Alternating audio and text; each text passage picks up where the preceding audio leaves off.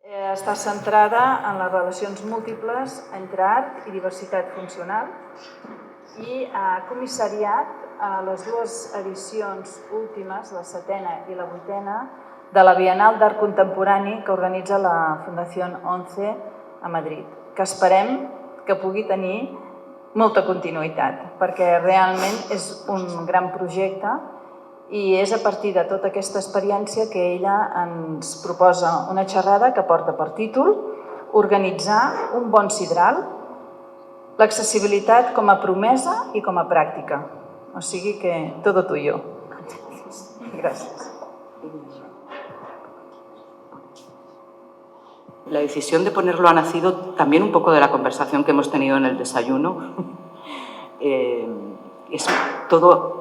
Tiene un elemento, yo diría no exactamente de improvisación, pero han pasado bastantes cosas. Desde que di el título de la ponencia hasta ahora mismo, que han hecho que cambie 3 veces. Entonces, también esta parte lo tiene. Este es un proyecto que hizo Erwin Thomassen en Eindhoven, en el Van Aven Museum, que nació durante... Bueno, todavía se puso en pandemia, aunque el confinamiento ya había terminado, y relacionado con los disturbios muy importantes que hubo en Eindhoven como respuesta a la pandemia. Entonces, esta es la fachada del museo y la frase, si os fijáis, ahora cuando lo veré, cuando la ponga, un segundo, se ilumina y baja la luz. En realidad era mucho más fuerte, pero al grabarlo en vídeo no se nota tanto la diferencia entre una y otra, con el ritmo de 2,5 segundos para subir la luz, se queda 5 segundos y vuelve a bajar. Es el ritmo de la respiración, o sea, de las indicaciones cuando da un ataque de pánico, es esa respiración. Vaya, hombre. Entonces, ahora cuando lo recuperemos, pues lo vamos a hacer todos y lo voy a hacer yo también para recordarme que hay que estar tranquilo, que todo se puede controlar. Venga, vamos a... Ponlo ya.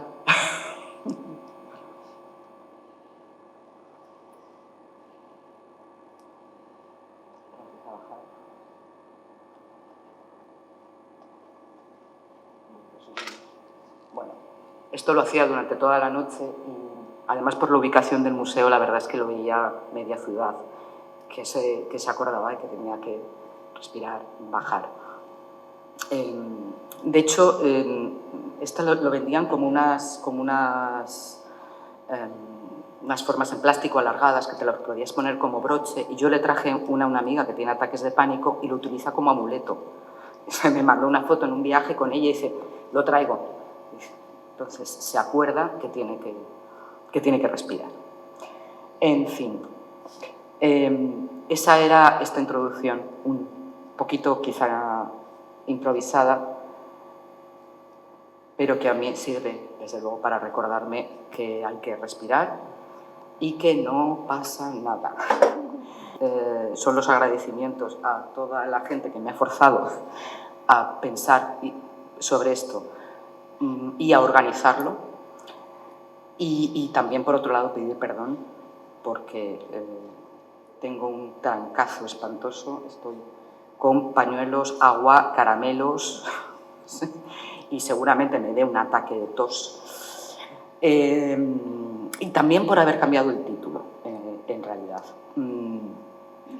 Porque han pasado cosas recientemente, básicamente 2 jornadas en 2 lugares importantes y con visibilidad en Madrid que me han hecho cambiarla completamente. En principio, la idea del sarao nacía de la idea de pensar en la accesibilidad como una fiesta a la que invitas a gente, que por supuesto da un trabajo, evidentemente montar una fiesta y que salga bien da trabajo, pero está motivado por la ilusión de que va a venir gente a tu casa. Esa es la historia. De hecho, hay un término en accesibilidad que se utiliza a veces que es radical welcoming. Es, de verdad, dar la bienvenida de un modo caluroso y real. Pero luego tuve la ocasión de asistir a unas jornadas muy importantes que montó Cultura en Vena en el Museo Thyssen y lo cambié todo porque estaba muy enfadada con lo que vi allí. Y sin embargo, hace realmente 5 días fueron las jornadas en el K2M de Móstoles y lo volví a cambiar todo porque estaba muy contenta. En fin. Para empezar, realmente. Tenemos 4 elementos que son con los que a mí me pasan cosas como esto. 4 elementos: salud mental, arte, accesibilidad y los espacios institucionales, centros de arte, museos. Bueno, centros de arte que tienen unas características un poco especiales y en realidad yo creo, desde el principio, siempre lo he dicho, que muchísimo más adecuados para este proyecto que los grandes centros. Para decir 4 cosas sobre discapacidad y cómo se integra salud mental en la discapacidad, hay que comentar 4 cosas sobre la evolución de los conceptos de discapacidad, que supongo que en realidad aquí son palabras que sobran, pero bueno,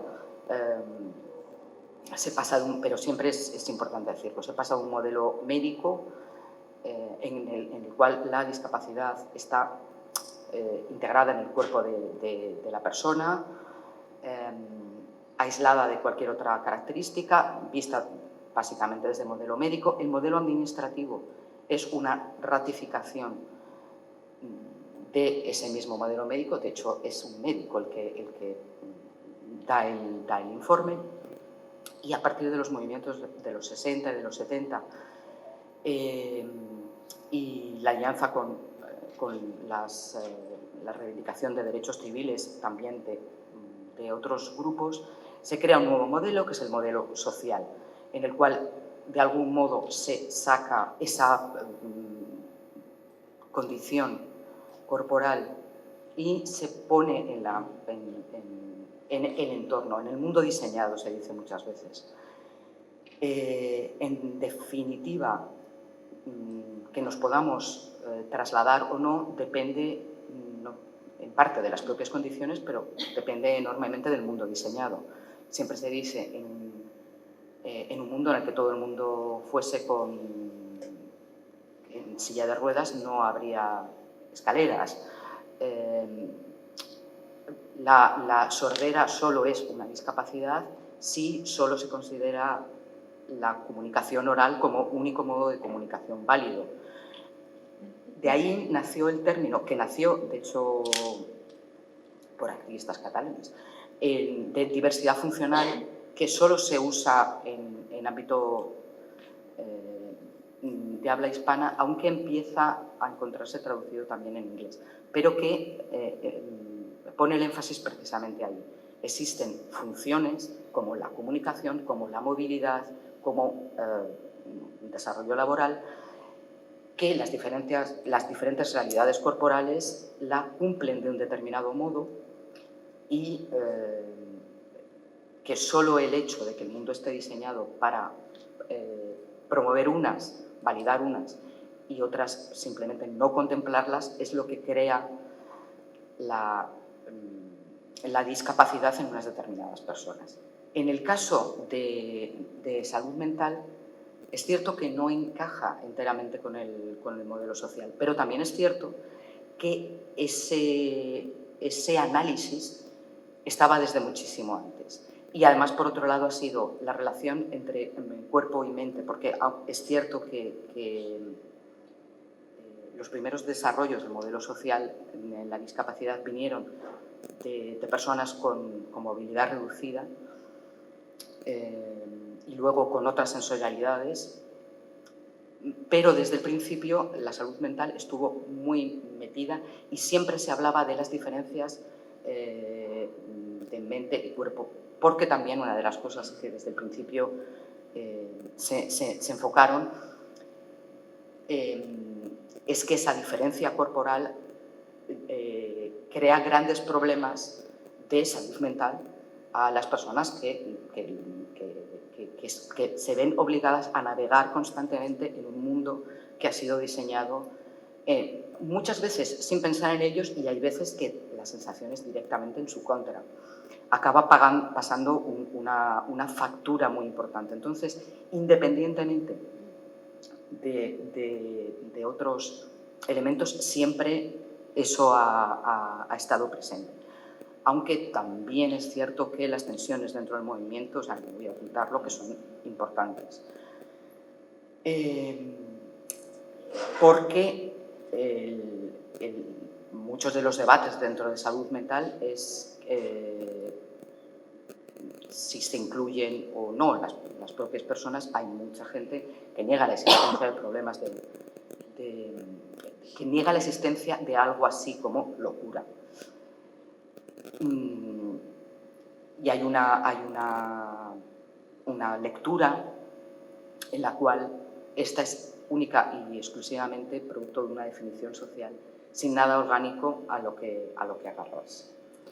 Por lo tanto, en realidad siempre estamos en una definición de lo que es o no es, ya no salud mental, o sea, a veces utilizaré el término locura, porque es también el que se utiliza muchas veces dentro del activismo. Y muchas veces en esta definición no sabíamos, parece que lo importante no es qué es locura o cuáles son sus límites, sino a quién vamos a retirar de la circulación con esta excusa. Tampoco es tan simple, claro. Pero es cierto que la definición de locura, y a través de ahí la de normalidad, la de salud mental, ha sido una de las grandes armas de la modernidad para imponer disciplina, para disciplinar a las sociedades, y es algo de lo que la psiquiatría pues, ha ido evolucionando, pero no ha pedido perdón. Eso también es cierto. Hoy nos encontramos con un debate muy grande sobre salud mental. Hay un debate público que se ha abierto a partir del momento de la pandemia, pero en cierto modo también es un significante vacío. Cuando pensamos en qué se piensa institucionalmente como salud mental, bueno, mejor dicho, de lo que cuando se habla en el debate público, las instituciones específicas sanitarias lo hacen de otro modo, pero en el debate público suele querer decir ansiedad y depresión, no mucho más. Y eso es algo, como decía hace poco un activista, de que a los que tenemos otras cosas nos jode un poco. Creo que tiene razón. Pero es verdad que ese definir como el gran problema de salud mental que estamos teniendo es ansiedad y es depresión, es una definición, es la parte de la diversidad mental que no da miedo, que no nos enfrenta a una otredad definitiva. Pero, estoy también, por supuesto, exagerando, pero que tienen ese cariz de eso le puede pasar a cualquiera, todos lo entendemos, y además no están separados de la producción, que al final es quien marca los límites de quién está para trabajar y quién es discapacitado y no está para trabajar. La relación, de todas formas, de ansiedad y depresión con otras realidades de salud mental es ambivalente. Yo al prepararlo recordaba el viaje al manicomio de Kate Millett, que una de las cosas que me resultó interesantísima es cómo hay un tratamiento absolutamente diferente entre la neurosis, en el que ella es ambivalente incluso pues, sobre si la tiene, si la considera locura, si lo considera enfermedad. Hay un sufrimiento constante, incluso hay una negación de esa realidad frente a la depresión, de la que habla y de la que no dice absolutamente nada positivo, y una realidad innegable. Y esto sucede incluso en las personas que tienen diagnósticos múltiples y ansiedad o depresión perfectamente aparecen unidos a otras cosas, y además es completamente normal. Hay una opinión sobre ellas completamente diferentes. En la relación, esos 4 ejes que había dicho y cómo se relacionaban, tenemos una definición de salud mental de límites porosos y cambiantes, porque nada ha cambiado tantísimo como que consideramos o no consideramos locura,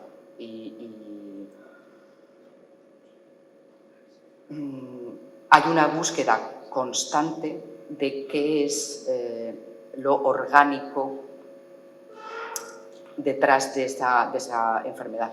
Básicamente, si encontramos una causa orgánica, encontraríamos un modo de tratamiento. Entendemos que las causas psicosociales deberían tener otro tipo de tratamiento. Entonces, en realidad, la historia de la psiquiatría es un diálogo constante entre las causas orgánicas y las causas psicosociales, y una discusión constante de todo eso. En realidad, casi podríamos definir a la cultura como aquello que entra dentro de los límites, de unos límites trazados que van cambiando, trazados sobre la arena, fuera de lo cual está la locura. En la imagen clásica, las imágenes medievales de las naves de los locos, hay un locus clarísimo que es la ciudad y el bosque o el mar, que es donde está lo otro. Sin embargo, claro, cuando es ese límite el que traza una cosa u otra, lo que define es qué es cultura. Por lo tanto, siempre ha habido un uso político de esa definición, mejor dicho, es aquello que tiene un uso político por definición, porque crea el nosotros. Crea el nosotros y el los otros. Ejemplos en la historia de las definiciones de la locura, muchísimas. Por supuesto, el uso para definir la insurgencia política, que siempre se ha representado como una forma de locura. Es algo que ha vuelto ahora, parecía un poco olvidado, pero desde Trump no para de hablarse de eso, aunque haya cambiado de bando, y es un debate que no hemos tenido. ¿Qué significa? ¿Qué queremos decir cuando alguien decimos, es que está loco? Bueno, ya, en fin, de hecho, el debate es bastante recurrente, se dicen siempre las mismas cosas y no se avanza mucho. Pero otro ejemplo sería, por supuesto, el caso de la histeria, que es el que siempre se analiza, que es más un capítulo de historia del arte que de la historia de la medicina. Y otro ejemplo claro, en realidad por analizar un ejemplo menos visto y menos ya tópico que el de la histeria, es el de la escucha de voces. Un momento para sonar mi nombre. Escuchar voces es una cosa típicamente humana, y es muy interesante cómo distintas culturas lo han entendido de modos distintos y lo han integrado o negado como parte o no de la racionalidad admitida. Nuestra propia cultura ha pasado de considerarlo algo absolutamente normal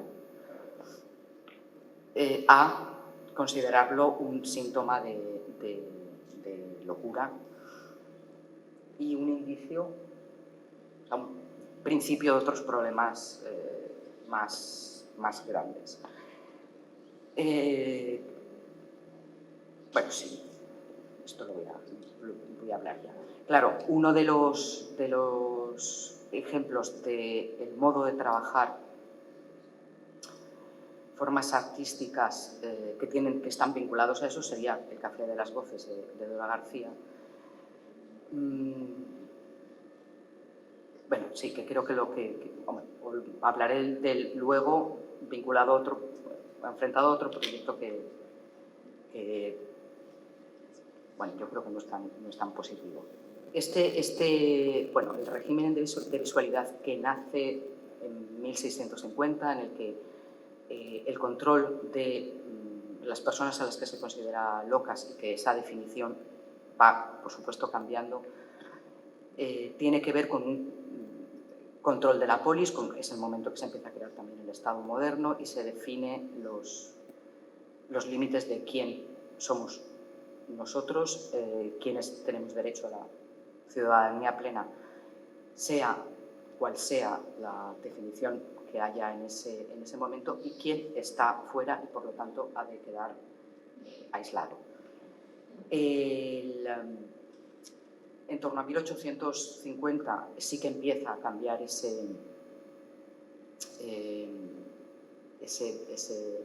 régimen con los movimientos románticos, porque esa definición de la unión de los locos con lo antisocial empieza a ser al mismo tiempo atractiva para ciertos personajes que también se consideran antisociales. Hay una vuelta de la tortilla, pero exclusivamente en lo narrativo. Realmente eso no saca ninguna consecuencia positiva para las personas que son tomadas como metáforas. Eso es lo que me parece muy importante. Incluso podríamos decir que la invención del genio, de ese concepto del genio, es poder aprovecharse de esas valencias positivas que tiene esa imagen, pero sin sus consecuencias. Al final es esa misma consideración, pero como personaje prestigioso. Y, sin embargo, bueno, a partir de 1950, por supuesto, todos estos regímenes continúan siempre en la actualidad. Hay muchos proyectos que analizan cómo determinadas imágenes en realidad siguen persistiendo.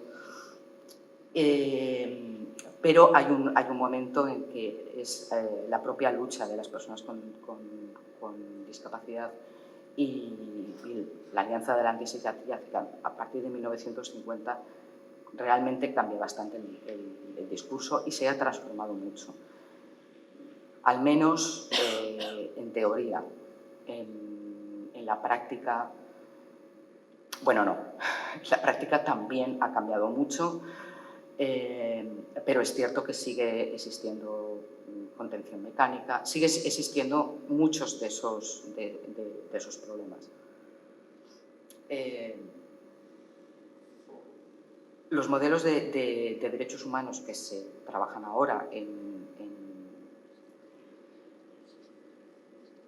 sobre la discapacidad, en realidad nos llevan a pensar que da igual nuestras opiniones sobre si existe o no algo orgánico en la locura, si existe la locura o si es exclusivamente una definición social, porque en cualquier caso ninguna de esos elementos nos exime del cumplimiento de los derechos humanos de esas personas y de su acceso a la cultura. Sea la locura lo que sea, y la definamos como sea, lo que no puede es llevar a una ciudadanía demediada. Las relaciones con el arte en realidad son siempre problemáticas. Muchas de las imágenes que manejamos realmente tienen muchas de las imágenes de la locura que manejamos realmente tienen su origen en formas artísticas. Fernando Bourel, me parece que se apellida, el autor de Desmesura, de un cómic sobre la experiencia de experiencia psicótica, en las jornadas de Móstoles precisamente puso una imagen que había sacado él de ChatGPT, que no la puedo poner porque como no han colgado las actas todavía, pues no puede, de imagen de una persona psicótica. En realidad os podéis imaginar, al final nace de esas imágenes desvaídas que tienen el origen en las investigaciones surrealistas sobre la fotografía, y una imagen que da muchísimo miedo. Al final ahí, como él decía, es una máquina de detectar hegemonía. Ya veremos luego lo que hacemos con ella, pero desde luego, si le hacemos una pregunta, vamos a obtener la respuesta hegemónica al respecto. Y la respuesta hegemónica es que da miedo.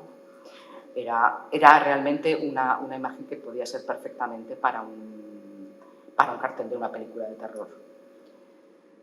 Todas esas imágenes están relacionadas con el arte y se crearon ahí. También me encontré, preparando esto, el texto de Nellie Bly, que fue una periodista norteamericana que hizo uno de sus primeros proyectos de periodismo gonzo, de meterse en un sitio. Ya se metió, consiguió que la internasen en un psiquiátrico durante 10 días y bueno, sacas. Entonces, cuando empieza a pensar, vale, tengo que conseguir que me consideren loca y que me encierren, y me parece muy interesante, dice, vale, a ver cómo se hace esto. Bueno, las imágenes de las locas, ya recurre a imágenes básicamente románticas, tienen siempre los ojos desorbitados, y bueno, otra cosa muy ingeniosa por su parte es que dice, bueno, si me pongo a fingir por la calle puede pasar cualquier cosa, puede pasar alguien que me conozca, lo que sea, pero si me voy a una casa de mujeres trabajadoras, que es una especie de hostal de trabajadoras, a poquito que finja me van a encerrar porque todo el mundo va a estar deseando librarse de mí. En fin. Pero bueno, en cualquier caso, en ella todavía en 1910 lo que primaba era la representación física de una persona loca, que unos años después nosotros lo hubiésemos pensado no tanto por una imagen, sino por un discurso. O sea, nuestras ideas posteriores sobre cuáles son los síntomas de la locura es un discurso, más que una representación visual. Estas representaciones, en cualquier caso, por supuesto, nacen del romanticismo, y las nuestras en nuestra cultura nacen sobre todo de los surrealistas, que tuvieron una relación sumamente ambigua, que ahora vemos con muchísima crítica, porque tenían mucho de explotar finalmente la experiencia de unas personas que no se llevaban nada a cambio. Veían las personas psiquiatrizadas con sufrimiento psíquico como mecanismo para explorar las regiones oscuras de la conciencia. Había un proceso de romantización de la locura que en realidad ya había empezado, pero que es cuando estalla, pero que finalmente no es en ningún caso beneficioso para las personas de cuya experiencia se apropian o utilizan. Tampoco fue siempre tan explotativo. O sea, también hay muchas veces que se habla del Arborut como si Buffet fuese por ahí robando cosas. Bueno, pues no. Por ejemplo, las compraba, sí que se preocupaba de la situación social de las personas cuyo arte le interesaba. Pero sí que es cierto que acabaron fetichizando a una determinada parte de la población y una determinada parte de la experiencia. Hay una canonización de la diferencia. Cuando nos enfrentamos a proyectos que relacionan el arte y salud mental, ese es el gran miedo que tenemos y ese es el gran reto y la gran dificultad. Cómo hacer proyectos, cómo hacer cosas que pongan en valor una determinada experiencia, la hagan pública, pero no la coopten, se apropien. De hecho, bueno, ese estigma que se crea, aquí me parece que da un salto, pero bueno, ese estigma, aunque puede parecer que no, en realidad está vivísimo. Como decía Luis Caballero, la histeria sobrevive a sus obituarios. Nadie cree, pero ahí está y opera. En el caso del trabajo de la Bienal, luego reflexionando me he dado cuenta que todas las negativas o los casos de, no exactamente de censura, pero bueno, de negativas en el que una cosa no ha podido venir, tenían que ver con salud mental y tenían que ver con una negación de este estilo.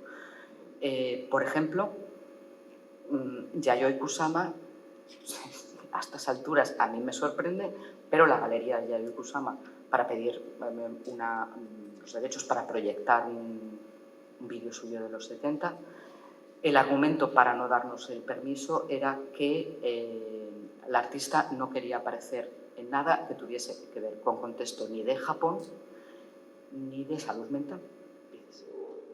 Vamos a ver, una artista japonesa que dice públicamente, esto era antes de que hubiese publicado los últimos textos, vale, del que todo el mundo sabe públicamente que vive en un manicomio y que va a trabajar todos los días en su taller que tiene enfrente y que vuelve. No tiene sentido. Por supuesto, no tengo modo de saber si esta negativa parte propiamente del artista o parte de la galería. Pero es cierto que la negativa ahí está. La otra fue Agnes Martín, que en unos textos recientes hablaban de... Este es otro tipo de censura, entre comillas, porque es autocensura. En el caso de Agnes Martín, encontré unas declaraciones recientes, una biografía reciente. Hablaban de como una crisis neurótica y un brote psicótico fueron los que determinaron que dejase su vida en Nueva York y el estilo anterior y se fuese al desierto en su famosa caravana a pintar ese trabajo, buscando también una paz mental y un control mental, pero puesto que existían textos de ella en los que decía que no quería bajo ningún concepto que de eso se hablase y no tenía muchos más datos más que una referencia biográfica a una determinada persona, pues decidí no incluirla, porque no me consideraba autorizada a diagnosticar algo que la persona se niega a aceptar. Entonces, pues ya está. Y también, bueno, había las otras negativas eran imágenes que al final tenían muchísimo que ver con el terror, aunque fuese para deconstruirlo, como las imágenes de Marina Núñez, en el que utiliza las fotografías de Charcot de las histéricas y los actos de histeria y las va convirtiendo en imágenes de películas de terror y analiza cómo hay un túnel que comunica directamente unas imágenes. Es una pervivencia de la imagen en la actualidad. Pero a mí me parece que como análisis artístico es muy interesante, pero que las personas estigmatizadas por esas mismas imágenes ya tienen suficiente. O sea, no tienen que ver otra vez más cómo son representados como personas que básicamente dan miedo. Y yo creo que los proyectos en los que las personas implicadas están dentro tienen otro carácter y no tienen ese efecto. Entonces, pues bueno, pues estará muy bien en un trabajo sobre la histeria, o un trabajo sobre el terror, pero no en estos espacios porosos donde todo el mundo puede tener un problema de salud mental. Y hay gente que sí que está diagnosticada y me parece que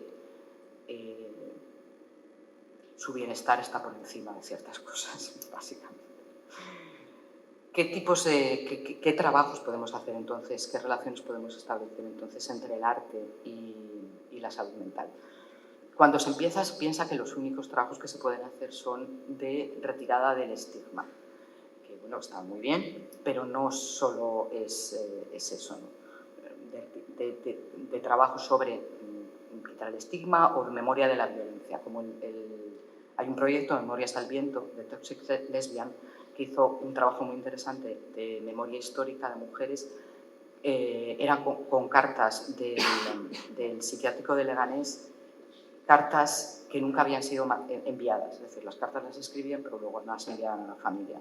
Entonces lo que habían hecho es, mediante un proyecto de realidad virtual, varias actrices interpretan esas mismas cartas y tú las puedes tener proyectadas sobre el propio espacio. Vale, es un trabajo muy interesante de recuperación de salud mental, pero en realidad podemos hacer muchísimas más cosas. Cuando hablamos de acceso, lleguemos a accesibilidad, pensamos tradicionalmente, imaginemos un teatro, lo primero que pensamos es que una persona en silla de ruedas pueda acceder como espectador. Y en la mayoría de los casos, más o menos, eso está cumplido. Bueno,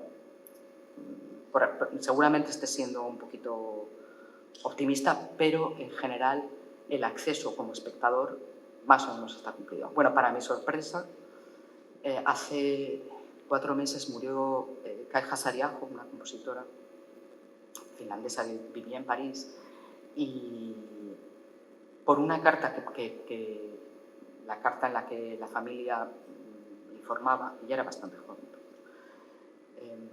comentaban que en los últimos 2 años había ido en silla de ruedas y cómo se había visto privada del consuelo que podía haber significado ir a conciertos, porque era prácticamente nada, en París era accesible. Y me imagino el dramatismo de la situación cuando o sea, es que dedican prácticamente 1/3 de la carta a una queja sobre esa situación de inaccesibilidad.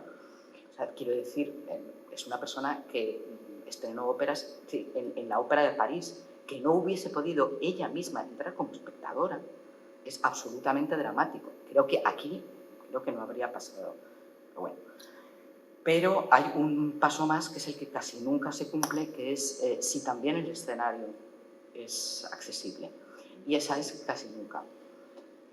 Solemos pensar en las personas con discapacidad como espectadores pasivos y la accesibilidad efectivamente, desde el espectador. Pero es accesible el escenario físicamente, pero también metafóricamente, no solo que no haya escaleras. ¿Qué es lo que le pedimos a una persona para que finalmente sea capaz de subirse a un escenario? Sigamos pensando en teatro. Las escuelas de actores son accesibles, los castings son accesibles, nuestras barreras mentales a la hora de contratar un actor u otro son accesibles. Seguimos pensando, evidentemente, desde una pasividad. Rancière hablaba del museo como marco crucial de la definición de quién forma parte de nosotros. Y con museos, evidentemente, se habla de espacios institucionales, y es muy importante que sean institucionales, artísticos. Tiene el potencial de convertirse en laboratorios para volver a centrar la pertenencia social y la agencia cultural, porque es un espacio de enfrentamiento entre el consenso y el disenso, y el modo de crear comunidades imaginadas distintas. Restablecer el vínculo social. Lo que pasa precisamente con la definición esa definición que hemos hecho operar de locura es que rompe los vínculos sociales. En la mayoría de los casos en en la discapacidad, la inaccesibilidad, el aislamiento es un producto, es un efecto colateral de la falta de accesibilidad. Nadie piensa que una persona en silla de ruedas deba estar encerrada en su casa. No, salga usted, pasee. Bueno, ya, pero es que no puedo salir porque no hay un ascensor. Mientras que en el caso de la salud mental es por definición el tratamiento. Incluso en más extremos la celda de aislamiento. Lo importante es el alejamiento, lo que define es el alejamiento del resto del cuerpo social. En ese sentido, espacios precisamente como las instituciones de arte son básicas a la hora de recrear vínculos sociales, de volver a hacer vínculos sociales o de trabajar sobre ellos. Cuando nos planteamos este tipo de la necesidad de rehacer el vínculo social, de volver a establecer estas relaciones, claro, lo que nos planteamos es cómo y quién tiene derecho a hablar. Si somos conscientes de la historia del arte, del papel que ha tenido en revictimizar a estas personas, de cómo es responsable de la creación de muchas imágenes que al final acaban teniendo efectos sobre cuerpos reales, siempre tenemos o deberíamos tener una cierta prudencia, ¿no? Leonard Davis, un teórico de la discapacidad, decía: puedo aceptar el argumento existencial de que solo una persona negra puede hablar de la negritud, pero no sus implicaciones políticas. Cualquier acción política eficaz tiene que poder ser compartida por otros distintos. Nos movemos siempre entre la opción, como decía Javier Tellez, el cineasta, en su película Caligari, bueno, que él es hijo de un psiquiatra y decía: es que yo he nacido en un manicomio. Ya, pero tú no estabas encerrado. O sea, eso también es cierto, tú podías entrar y salir, ¿no? Pero reivindicaba el derecho de que la locura es cosa de todos, porque la definición sirve para atarnos a todos, pero hay que recordarle que atar atan solo a algunos. Es decir, hay que moverse en eso, ¿no? En ese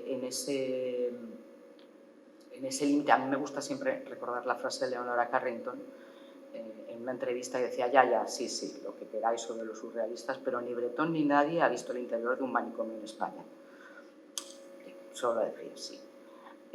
Vale, o sea, como cuidadito, es decir, creo que todos tenemos el derecho a hablar porque nos afecta a todos, porque es un discurso que se ha hecho para, efectivamente, atarnos a todos, pero hay que tener siempre el respeto de que las consecuencias las sufren más algunos.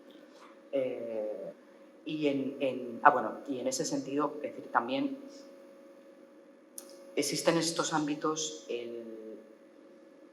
siempre hay que tener mucho cuidado por no hablar en nombre de otros y no apropiarse de la palabra de otros.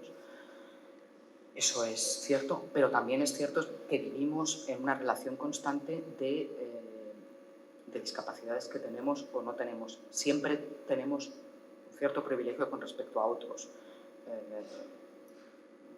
Yo que trabajo con artistas con discapacidad, pues claro, te encuentras constantemente una persona ciega que no entiende en absoluto la problemática del otro. Es decir, siempre encarnamos una normalidad frente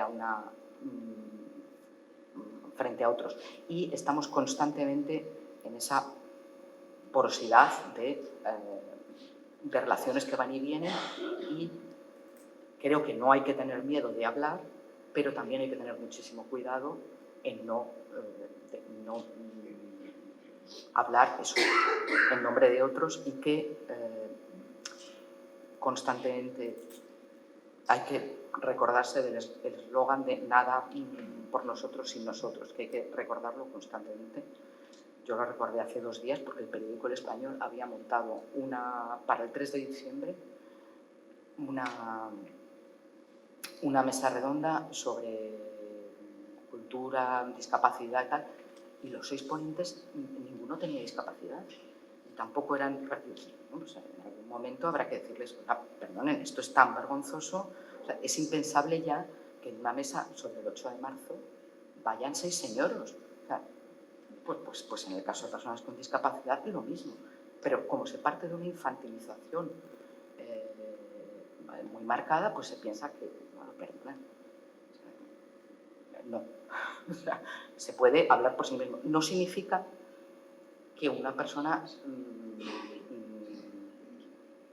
tenga una especialidad importante, pero lo que no es aceptable es 6 y que no vaya ninguno. Eso, pues, no. En cualquier caso, siempre nos encontramos con las complicaciones del consentimiento, o sea, en esos espacios porosos en los que se habla, no se habla, y es algo sobre lo que hay que reflexionar. La habitación del paracaidismo, yo no sé si se utiliza. 5 minutos. Sí. ¿Quién maneja el mensaje? Las preguntas que nos tenemos que hacer sobre los proyectos es ¿quién maneja el mensaje? ¿Quién saca crédito? ¿Quién se beneficia? Es muy fácil pensar, bueno, anonimato. Pues no siempre se quiere el anonimato. O sea, las personas muchas veces reivindican su condición y tienen derecho a reivindicarlo. Y, sobre todo, sí, o sea, perfecto para ya, las conclusiones. La accesibilidad tiene que ser en las 2 direcciones. No tiene sentido solo las personas con discapacidad llegan a nuestros maravillosos contenidos. La accesibilidad solo es un triunfo si yo también si hay una relación entre unos y otros. Entonces, de hecho, bueno, a ver, lo que a mí me enfadó tantísimo de las jornadas del TISE era esa repetición, bueno, es que finalmente era arteterapia, pero arteterapia entendida del peor modo posible, ¿no? Había además una constante, retorno constante de como una imagen idealista del arte, ¿no? En el arte no hay estigma. ¿Qué queréis decir? En el arte no hay estigma.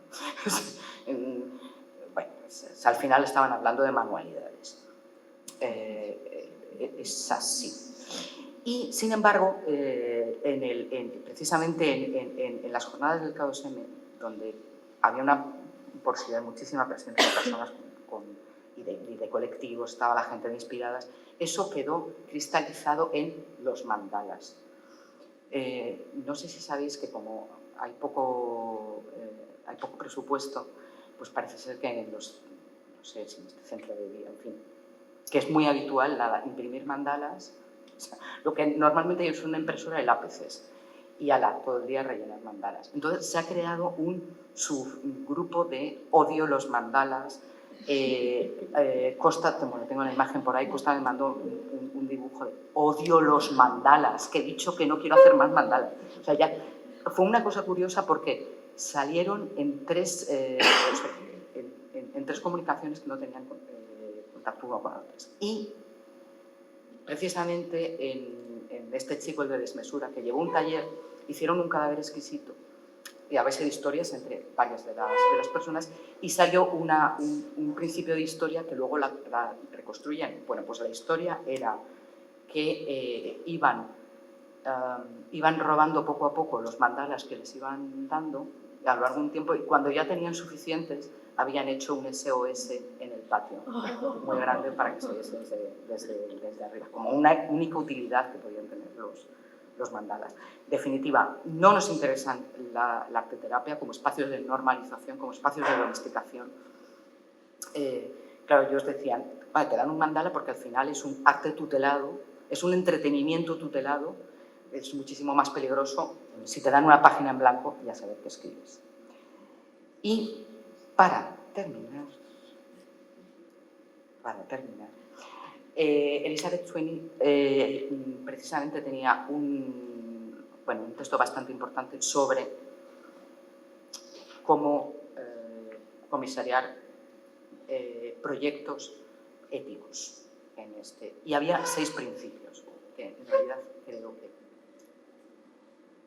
Voy a leer los 6 principios y con eso eran reciprocidad, empoderamiento, compartir la experiencia, control, o sea, en el sentido de que tienes control sobre tu imagen, control sobre lo que aparece, o sea, de hecho, si se pone o no se pone.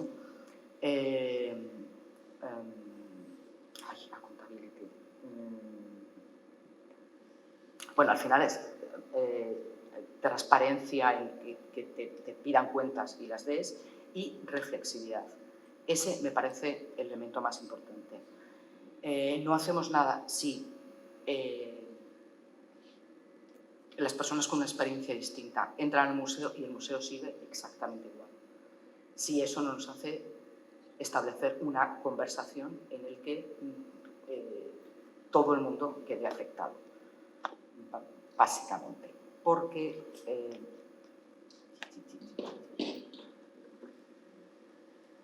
y precisamente por eso los espacios pequeños son muy especialmente adecuados.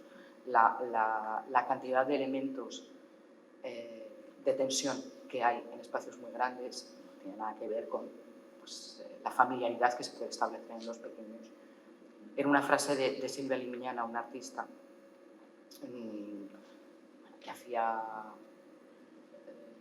fotografías en espacios que le causaban, bueno, en los baños como refugio, autorretratos en los baños como espacios de refugio frente a la tensión del elemento exterior. Y precisamente hablando del vínculo, terminó su texto diciendo la vulnerabilidad, porque bueno, y al final la vulnerabilidad expuesta de los demás fue lo que a mí me salvó. Y era con la que quería. Esta cosa tan abrupta, con lo mal que me encuentro. Pero bueno, es decir, si no creamos un espacio donde no se pueda comunicar las vulnerabilidades, no nos vamos a salvar. Porque, y eso también en una frase de los Keyes que tenía también para el final, es que no, la psiquiatría nunca ha salvado a nadie, siempre ha sido un enfermo el que ha salvado a otro enfermo. Y con los Keyes vamos a tener.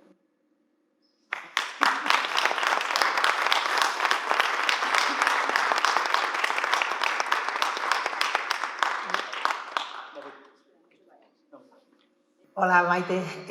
Hola. Muchas gracias por tu intervención.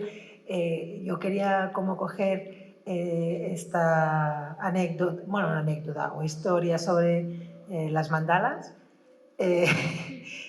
Claro, a mí me venía... Hay que hacer un proyecto de mandalas. Sí, me venía a la cabeza que no solo en psiquiátricos, sino también en residencias de personas mayores, que incluso no solo mandalas, sino dibujos de Walt Disney, ¿no? Sí. Y eso me lo decía una profesora de educación social que estaba muy harta de que los practicums volvieran a hacer estas prácticas que hace 20 años que se está haciendo y no hay ninguna inquietud en cambiarlas, ¿no? Si los estudiantes que están estudiando sus practicums hacen estas prácticas, quiere decir que hay un largo recorrido para mandalas y para colorear. Sí. Creo que deberíamos hacer un proyecto sobre mandalas. Hacemos una exposición de mandalas. Creo que estamos constantemente en un modelo infantilizante. Lo de las imágenes de Disney también lo ha comentado gente. Vamos a ver. El gran problema es que estás en un espacio en el que tú careces de poder y no puedes decir, oye, perdona, dibuja esto tú si quieres, que yo me voy a leer un paseo. Estás en un espacio sin recursos y con elementos enormemente infantilizantes. Hay que salir de eso y está. No hay otra.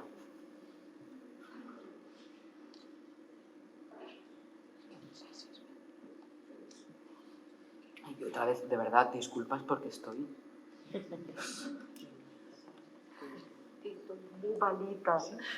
Hola, bon dia. Aquí al Museu de Granollers. Nosaltres estem fent un projecte que estem entrant a residències d'avis i centres de dia i estem aportant doncs, uns tallers de pintar i colorear, però amb qualitat, entenem nosaltres, perquè a partir doncs, del retaule gòtic que tenim al museu i a partir d'aquí doncs, ho aportem als centres de dia, a la residència. I la sorpresa ha sigut que les mateixes educadores han dit home, però és que això és molt difícil. Això és molt difícil. Però les educadores. Sí. I és molt difícil, i per què no fem uns tallers una mica més senzillets, i per què no anem, fins quasi l'infantilisme, no? I nosaltres hem apostat, ens hem mantingut, ja veureu que és més important el camí que no el resultat, bla, bla, bla, i la sorpresa que s'han portat és que realment ha sigut meravellós. Han fet unes activitats flau, que jo dic, que s'han aïllat completament del lloc on estaven, s'han immers dintre de la pintura i dintre de l'expressivitat, i alguns han fet una cosa meravellosa i altres no, però com tothom, saps? Com tothom. Jo probablement ho faria fatal i alguns ho han fet molt, molt, molt, molt bonic. I m'ha recordat això que tu dius, com ho infantilitzem, i són les mateixes educadores a les que ens estan posant traves de dir no, feu-ho més senzill, feu-ho més senzill. I nosaltres ens mantenim amb no fer-ho no complicat, però sí amb tota la immensitat que representa fer uns tallers amb pintures més enllà. De lo que presentaron en la TISEM sí que hubo un proyecto que me pareció interesante, no tanto como proyecto porque era bastante clásico, sino porque creo que las personas que lo presentaban habían reflexionado bastante sobre las implicaciones, que era el de Sant Joan de Déu en Barcelona, que tenían talleres de técnicas de bellas artes abiertas al público, en la que estaban usuarios y gente de fuera, que les parecía lo más interesante el hecho de que compartiesen el espacio. Pero también había una reflexión muy interesante sobre, luego no podemos estas cosas divulgarlas de un modo que vuelva a ser reestigmatizante. Arte de locos. Bueno, y allí precisamente lo que había en general, excepto en este proyecto, no había ni un mínimo de reflexión sobre luego cómo se enseñaba eso y qué se hacía al respecto. Es más, había otra reinfantilización al hablar de ese trabajo que se veía. Tenemos mucho trabajo por delante.